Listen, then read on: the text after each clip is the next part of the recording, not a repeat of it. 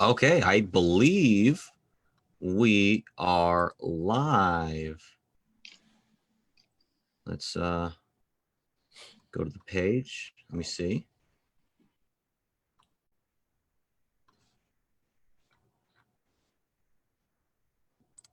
Fantastic. Give everyone a moment to pop in here.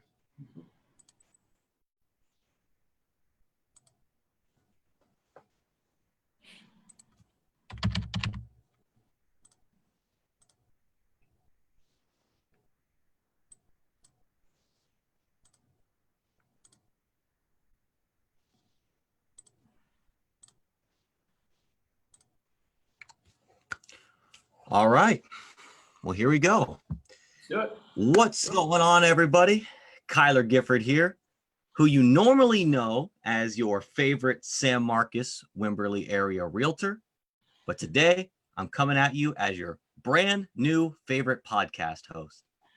And I'm here with a good friend of mine, Taylor Villarreal. How's it going? It's going good.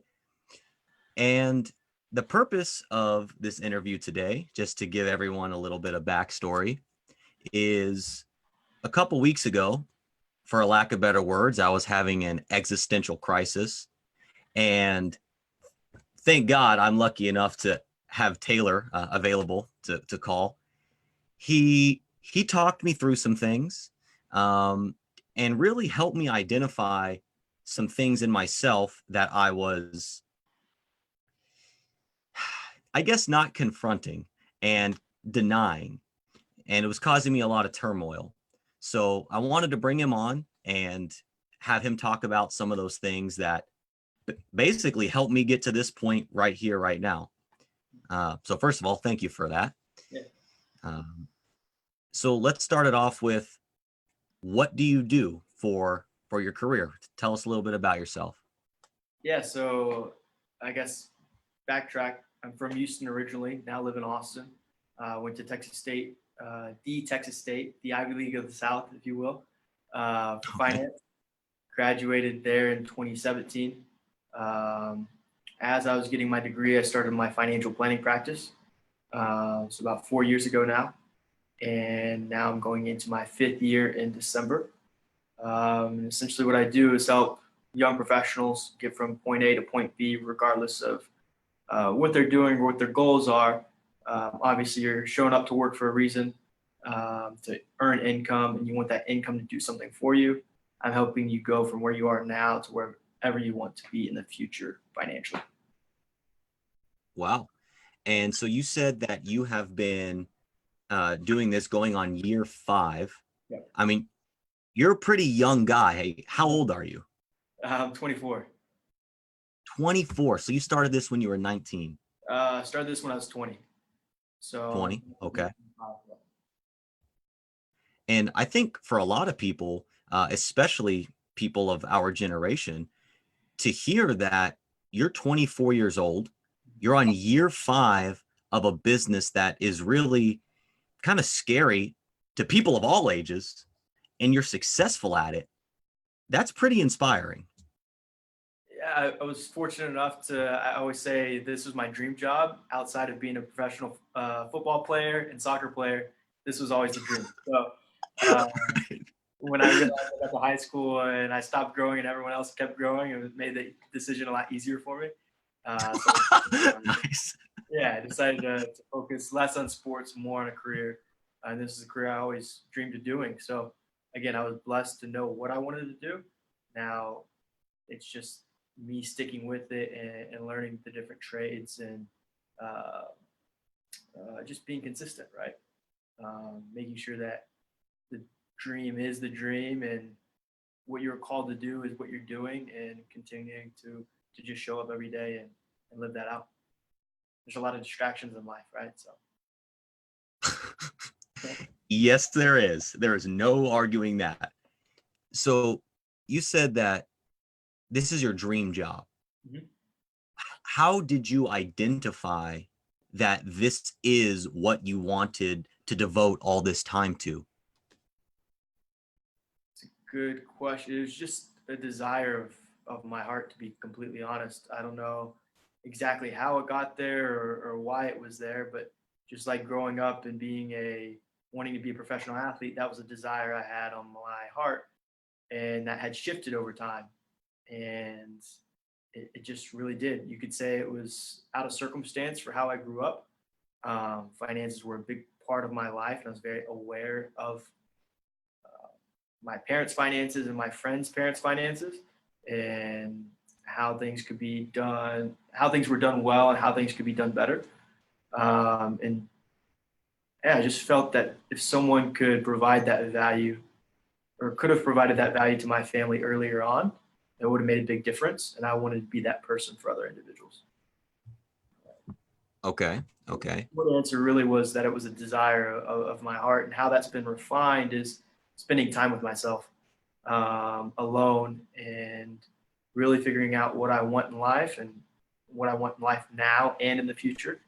And you have to spend time alone by yourself to discover those things. So when you say you spend time alone, is it, hey, I spend time alone and I watch my favorite show?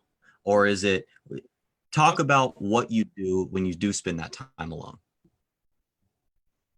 Yeah, so I guess sometimes it could be watching your favorite show, because I take a lot away from a movie I watch or TV shows or books that I read. But there's definitely different types of alone time, and I think of it as a different. I think of it as a tool, and different tools are used for different reasons. So meditation can be great, and there's hundreds of types of different types of meditation. But just because one type worked well in one scenario doesn't mean that's the only type of meditation you'll do for forever. Not to mention that meditation may not be the answer to everything. If that makes sense.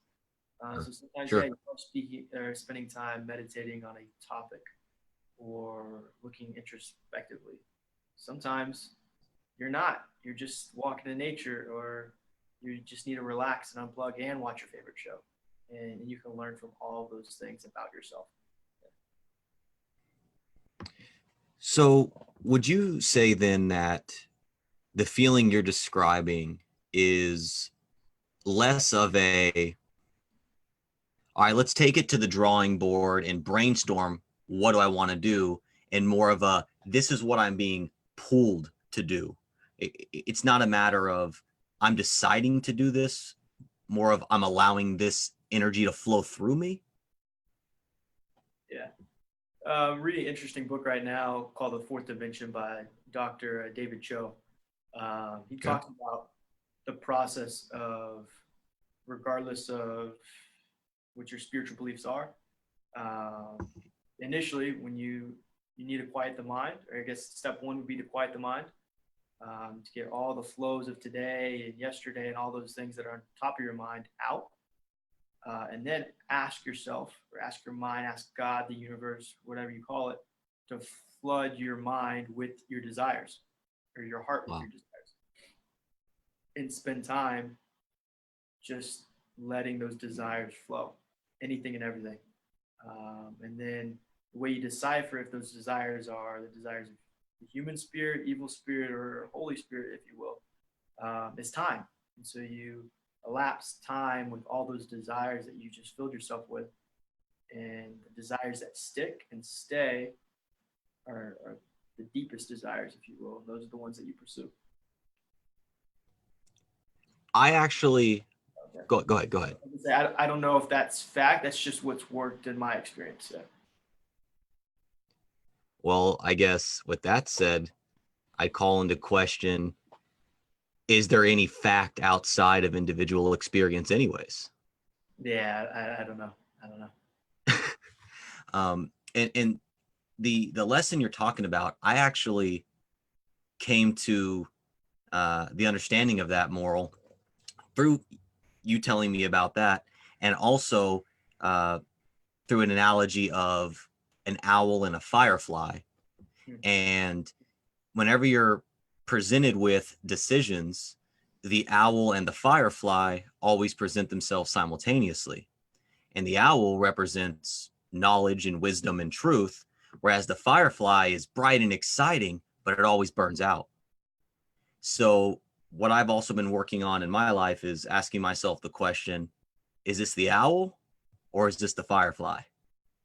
So you said the owl is knowledge and truth, and then the firefly is bright and exciting? Yes. And could be that, I don't know, what did you call, tell me the three energies that you described, or the three spirits you described again? Oh, Holy Spirit, evil spirit, and human spirit? Yeah, so I would say the firefly maybe represents the evil spirit, where it might be a temporary desire that you think will fulfill you, and maybe it does, Sure. but it doesn't last. It's not an everlasting fulfillment. I was going to say, could the desire of knowledge and truth, or the owl and the firefly, be one and the same in certain scenarios? Hit me with it. Well, I was going to say, can the truth, right, the owl that you just represent, you said is like knowledge and truth, and the firefly is something fiery and exciting. Can the knowledge and truth be fiery and exciting at the same time? I would say absolutely. I mean, because I would say when I am, and that's a good perspective, because I would say when I am tapping into that true desire, that the Holy Spirit desire, the everlasting desire, it is definitely bright and exciting. Huh. Definitely. I don't know that it always is, but I certainly think it could be. What do you mean? I guess what I was referencing is, I don't know that knowledge and truth is always going to hit you like a firefly, if you will, but I imagine that they both could be in certain scenarios. Yeah. Fair enough, because I suppose that some truths aren't necessarily the most exciting truths to comprehend. Sure. Sure. So, okay, getting off tangent there a little bit. Yeah. What can someone do to practically apply this to themselves? If so, people spend time alone, they listen to themselves, they start to identify the things that they believe will fulfill them. Most people, I would say myself included, based on our conversations, you hit this wall of fear where you're sort of afraid to act out your true desires because you think it could affect you negatively in all these different aspects of your life. Do you have any advice for the person that is confronted with that? On fear, or on how to apply this practically? On working through the fear in order to apply this practically. So, great friend of mine, mentor, business coach, Will Crossan, illustrated this really well for me. So oftentimes we see fear, and what's the opposite of fear, would you say? Love? Yep. Right. At least I think so. So on one side is fear, on the other side is love, and we look at it linearly. Yeah. In a line. Yep. Look at it in a line, right? So if you're here in fear, and you've got this entire journey to get to love.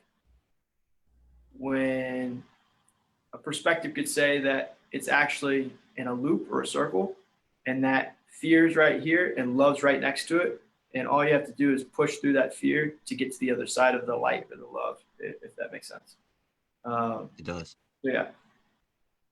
So from that aspect, I think that you just push through the fear and you get to the other side, and it's beautiful, and it doesn't have to be this long, arduous, terrible journey. Yeah.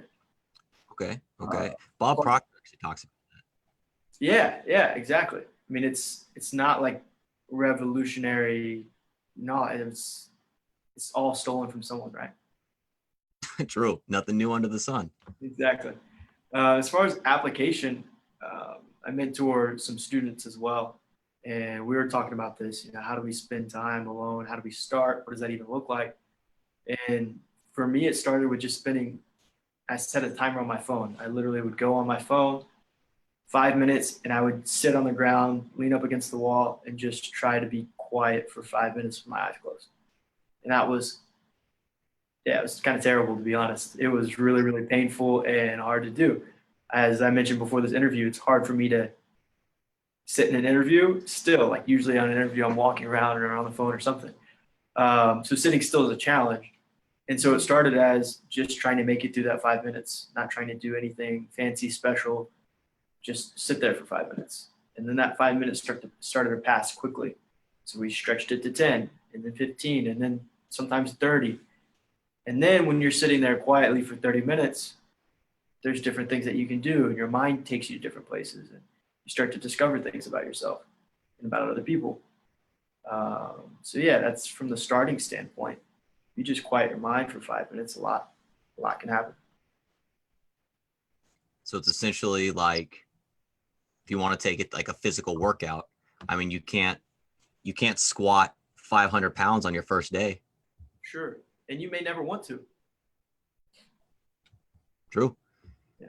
That's okay. So that's really good advice. So just to reiterate, working up, so spending time alone, and instead of overwhelming yourself with, hey, I'm going to have an hour of focused meditation today, and letting yourself down by not filling that, working up in stages so that you can be comfortable with the progress you're making and proud of yourself for that. And the answer for you is going to look different than anyone else, right? So there's a lot of information out there. I feel like meditation is a popular word right now, and a lot of people are talking about it. You may not need to spend more than 5 minutes of quiet time by yourself. You might not need that much, to be honest. I have no idea what your journey is going to look like, other than I do know that there is a benefit to quieting your mind, and it helps reduce stress and helps with clarity and all of those things. And so, yeah, it might look completely different for you. But I do think you just have to start and then let it evolve. Nike, right? Just do it. And I agree with you. There is a benefit. I may even go as far as to say a necessity, whether it's 5 minutes, 5 hours, like you're saying, different times for different people, but there is a necessity to spend quality time alone. And you define what quality is because you're the individual experiencing that. But we only have a certain amount of energy to give other people. We have to take some of our energy and reinvest it into ourselves. And you could probably equate that to dollars. You have to reinvest something back into the origin of everything you do. Yeah, there's so much that's happening around us all the time. It's nice to be able to debrief and process through all that. You know, there's actually a poet who goes by the name of Cicero, and he said a quote that I am never less alone than when I am alone. And because you have those conversations with yourself and you're not thinking about, oh, what do other people think about these crazy thoughts? And that's actually a point that you and me, I called you, not on this phone call that I'm talking about, but a phone call before that. And I was like, I'm afraid to be a crazy man. And you told me, be a crazy man. And then you said, people think you're crazy and you love being crazy. Yeah. And I love that about you, man. Do anything long enough or well or different, yeah, you're going to look weird or crazy. And again, weird or crazy aren't bad things. It just depends on perspective and how they're looked at and why. Why you're thought as is weird or crazy. Yeah. And, you know, we can go back to the Wright brothers 3 times in prison for mental insanity. Were they really? Yes. No kidding. I did not know that. Yes. And I love that example because you can look up in the sky and you see their invention every day. Was that pre or post airplane? As it was happening. Really? Because they were testing their inventions and the community was seeing it. And these people are crazy. They're trying to fly through the sky. They're talking about flying. They're talking about all these things that no one had ever heard of.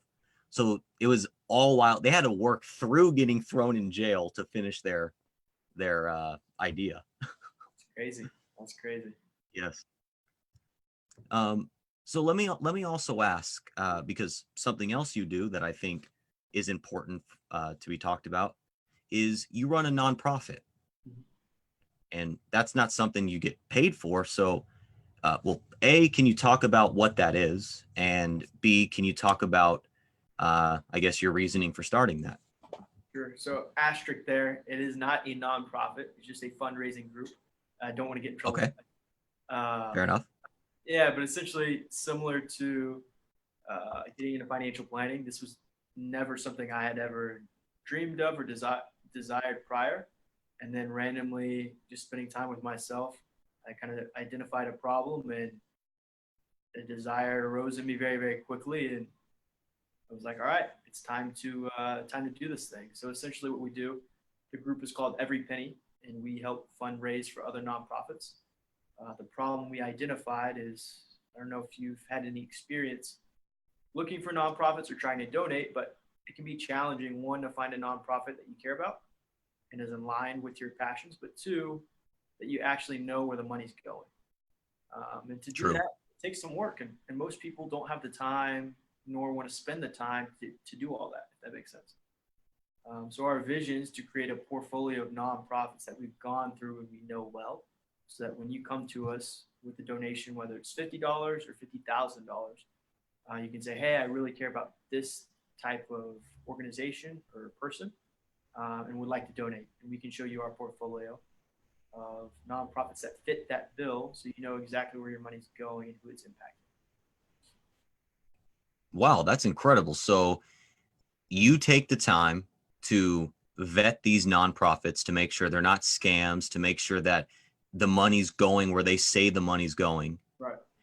And so rather than the consumer, having to do the legwork, we trust the people who've already done the legwork. Exactly. Exactly. And part of it too, people hear vetting nonprofits, and that can mean a lot of things.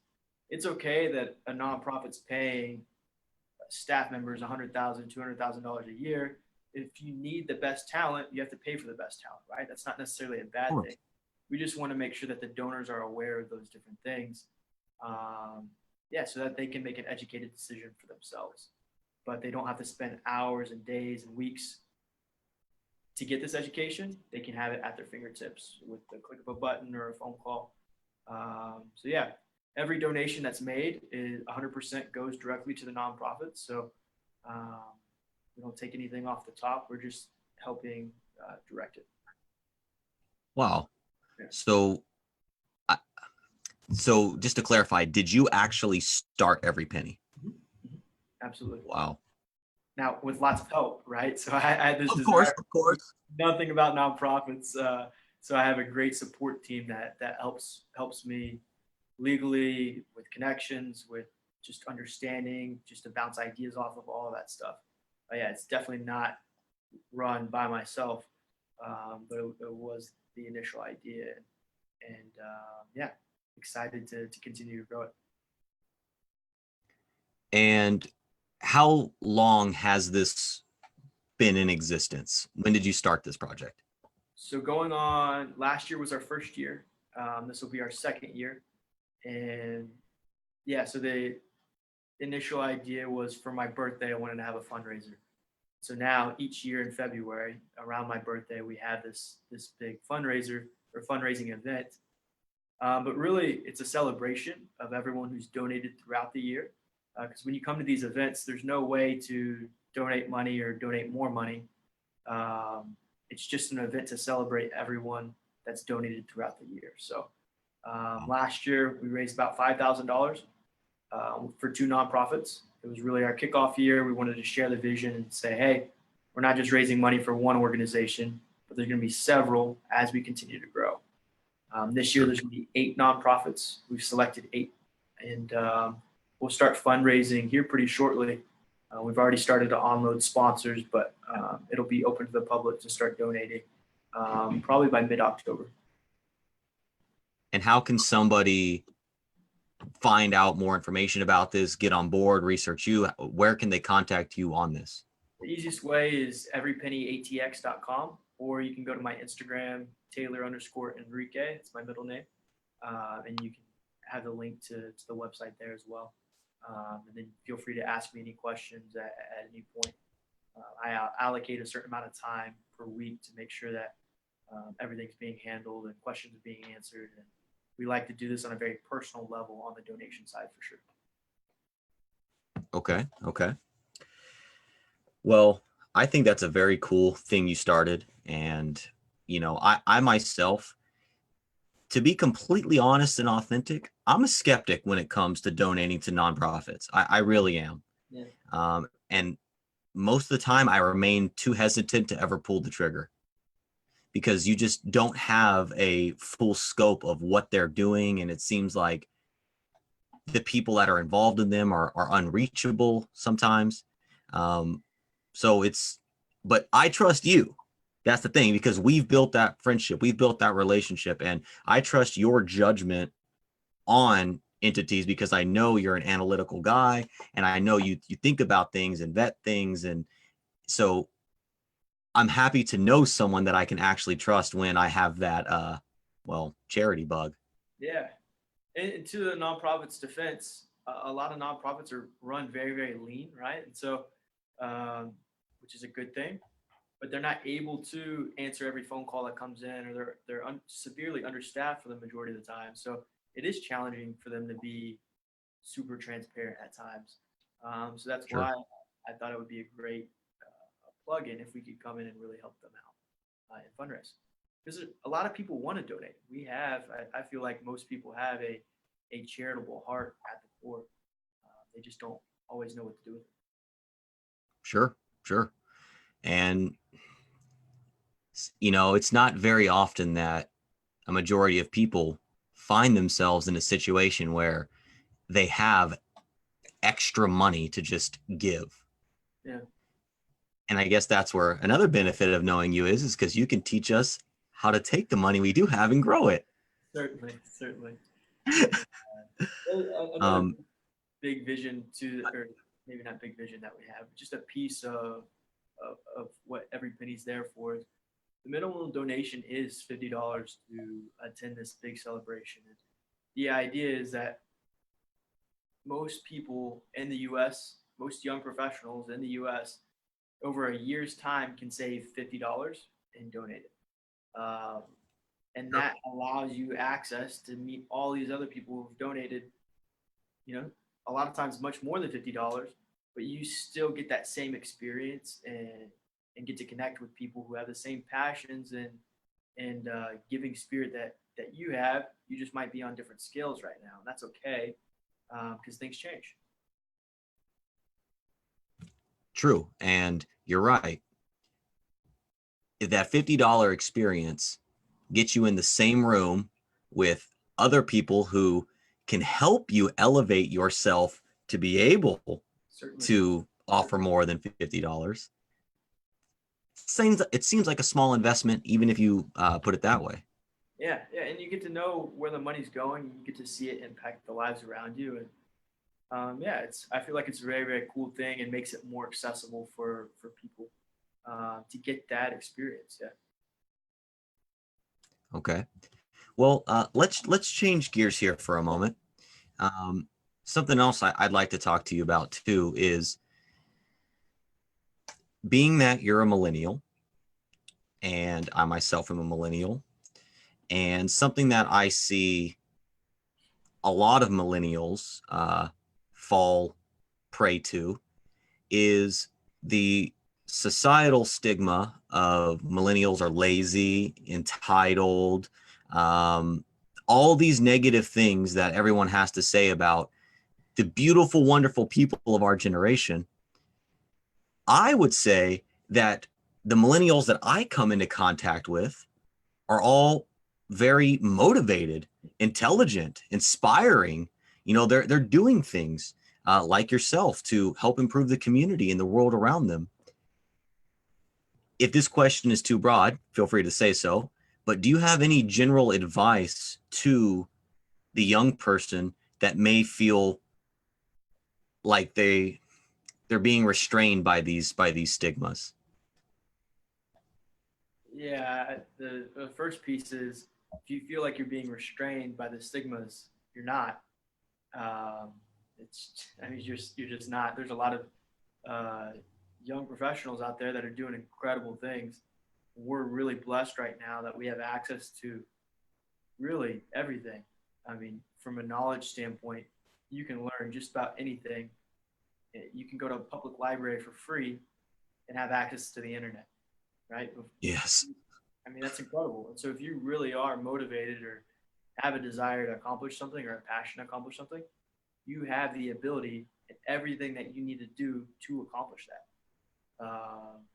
And I work a lot in the startup world, right? So I see a lot of people asking for funding and this, that, and the other. It's like, getting funding has never been easier than it is today, right? And so if that's the biggest challenge that's holding you back, find a way around it. There's many ways around getting funding. You just have to meet the right individual. And now with social media, you can find out where these individuals hang out, right? And just bump into them. Dude, totally.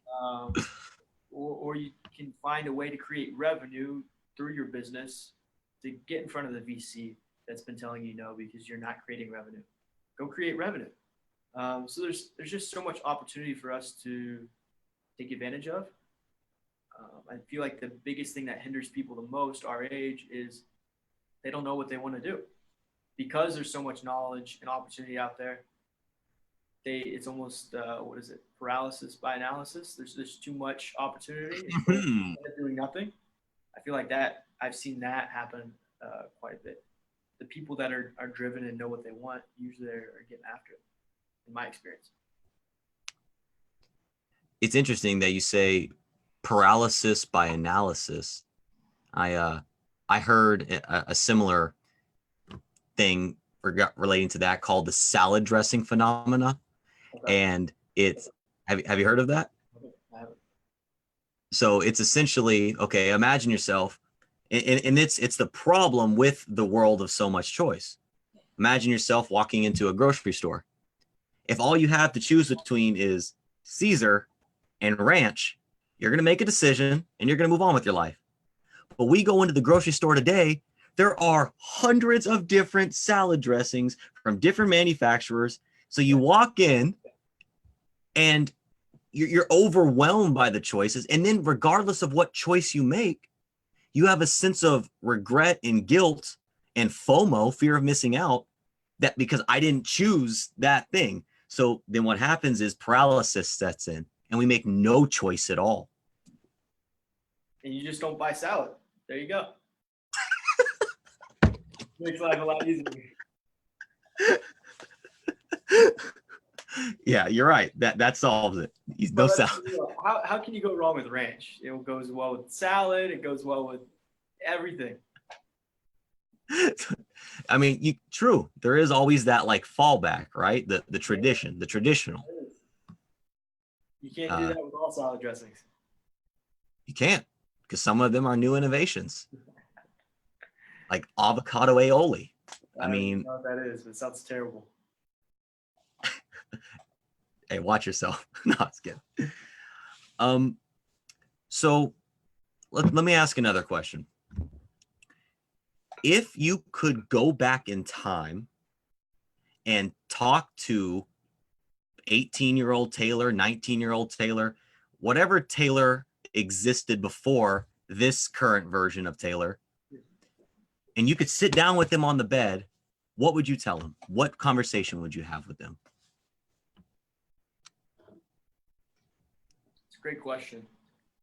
And something I honestly don't think about a lot because everything that I did helped me to be the person I am now, right?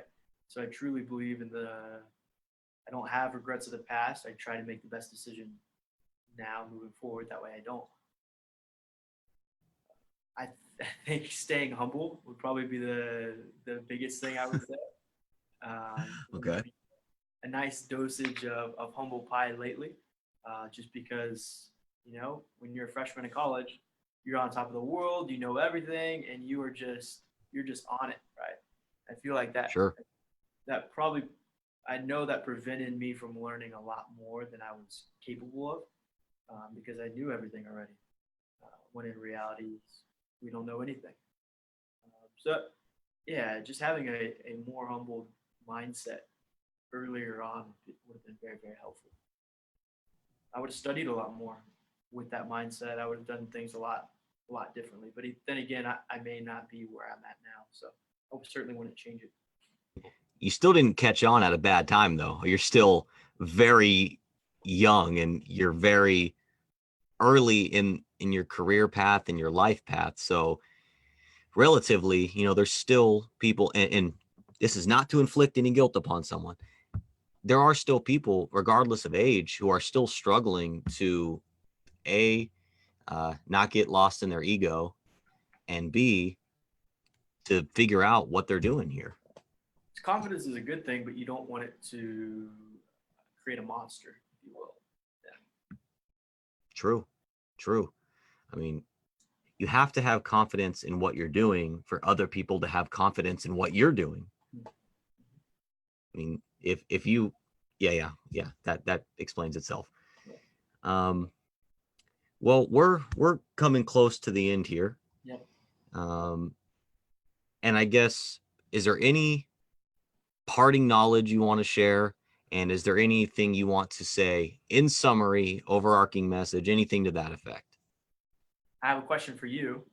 I'd like to ask you what book you're reading and why are you reading it? What I'm reading and why I'm reading it. Well, it's funny you asked that because I've set this book right here just in case. How much are they paying you to put this up there? Well, nothing, because he is no longer alive. So I'm reading right now. It's the selected writings of Ralph Waldo Emerson. You put that back up there? Okay. Yep. Very cool. This is kind of my main book right now, and what's keeping me drawn to that book is he's talking about a philosophy called Transcendentalism. Okay. And essentially it's owing nothing to the past, not past versions of humans, not past versions of yourself. You are allowed to be a new person every moment, regardless of who you were even 5 seconds ago. And so I keep getting drawn to this book because it's helping me work through those feelings of, if I'm being completely honest, feelings of regret over things I've done in the past, over things I didn't do in the past. And it's nice to know that, well, and the way he articulates his idea, but it's nice to know that I'm not the only one who's thinking about trying to create new versions of themselves. Very cool. Very cool. Can I ask you the same question? Yeah, you did. Oh, go ahead. Yeah, so I answered that earlier, and I'm reading The Fourth Dimension by Dr. David Cho. Great book. A mentor of mine recommended me reading it. Next book I think I'll read is probably by Carl Jung. I haven't read any of his works yet. Keeps popping up in everything that I do read, so it may be the next adventure. But if you don't mind, I did have one last question. It's kind of a fun one. Please. Do you believe historically right now we are in the Goldilocks era, where nothing's been better? Technology advancements are the best they've ever been. Human life is the best it's ever been. We are like the peak human. We're just lucky enough to be born in the right time, if you will, where the temperature is just right, if you will, like Goldilocks. Or do you think that we are in the dark ages of humanity, where we are so full of consumerism and into living for forever that we're missing out on the true meanings and beauty in life, if you will? So do you think we're at the peak of humanity or in the dark ages of humanity from a historical context? Wow. Sorry, I surprised you with that one.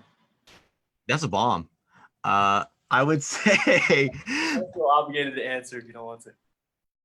No, I'd like to try to tackle it. I would say certain aspects of humanity fall under both. I would say that I don't think we've reached our potential as a species yet. I would say that I think we're the best we've ever been, though. Oh. I would say yes, in some respects, we are at the best we've ever been in our efficiency, in our means of communication, our access to knowledge, our just sheer convenience of everything, of everything. But I would also say that at the same time, that acts as the dark ages of humanity because most people are not self-sufficient. Most people couldn't keep themselves alive if modern day conveniences ceased in a moment. And so I feel like we are in the dark ages of self-reliance, and we are now reliant upon systems and other people doing things for us. So I would ultimately say that we're at our peak, but it's also to our detriment in some ways. Okay, interesting. How do you feel about that? Yeah, I mean, I have no idea, right? There's nothing backing this belief up, but I Sure. would disagree. I think we're completely in the dark ages. I think we're coming out of the dark ages, and that's why we're seeing all this technological advances and things like that. But yeah, I feel like because we're so focused on wanting to live for forever, if you will, like Neuralink with Elon Musk, and technology and VR, AR, whatever one is the one that you put on the headset and you're just in a different world. The Matrix, if you will, that idea of life, I think it takes away life's true value, and that life's true value actually is more spiritual, and that we keep going further and further away from that, and that the peak of humanity is the peak that we want life to be finite because we're able to live a spiritual life, if you will. I don't. That's my personal opinion. Again, what backs that up? Not really anything. Just hearing different points of view, and yeah, I think it's kind of crazy or arrogant to think of that we were born at peak humanity and that humanity's never been Sure. better than it is today. Because we've been around for a while. Sure. Well, So, I don't know. yeah, I would say, well, first of all, I don't think you need it. There's no scientific instrument that's going to prove anything we're talking Sure. Yeah. about. So Hypothetical. yeah, your opinions are completely valid. And my ultimate position on this is we were at the peak of humanity the moment humanity came into existence. Hmm. We were pure and unsullied by I don't know, greed, or you know, in a lot of ways capitalistic ideals can be very detrimental to our species, and we're seeing that in our consumerist society by the over consumption and exponential consumption of finite resources. We are extorting the earth of the things that we used to just be a part of that system. We were integrated into nature, where now we dominate nature. We take nature for what we want it for, and we cash it in for that almighty dollar bill. If I'm being completely authentic. That's fair. That's fair. But that being said, when it was created. wait, say again? I was gonna say you're right. I bet peak humanity was when it was created, right? It was probably all perfect. We were, Then we ate the apple and then forget about it. Yeah. And then that's it. It was downhill from there. And you want to talk about regrets. I would eat the apple too. I'm not gonna lie to you. Yeah. All knowledge is a pretty enticing bit. And I would have put ranch dressing on that apple too. No, you wouldn't have. No, you wouldn't have. Come full circle. Awesome. Well, it was a blast talking with you, Kyler. I appreciate it. Yes, sir. The last thing I want to say is just to reiterate, so it can be at the close of this, let people know how to get a hold of you. Yeah, the best way is on Instagram. Honestly, it's the only social media platform that I spend time on. Taylor_Enrique. Feel free to message me. Love to connect. when you can also find everything on the nonprofit, or our nonprofit fundraising group on my Instagram page as well. Okay. And Taylor, I want to thank you for your time, and I want to thank everyone who tuned in with us for, oh, look, we actually have people, everyone who tuned in to hear us talk about these things. I hope that you were able to take something from this. And if you want to continue these discussions with either myself or Taylor, reach out to Taylor. You can reach me at Facebook, Instagram, or YouTube at Kyler Gifford Realtor, or at my website, KylerGiffordRealtor.com. Taylor, I hope you have a great day, friend. It was amazing talking with you. Thanks for the opportunity. Look forward to round 2 later on. Have a good one. There will be a round 2.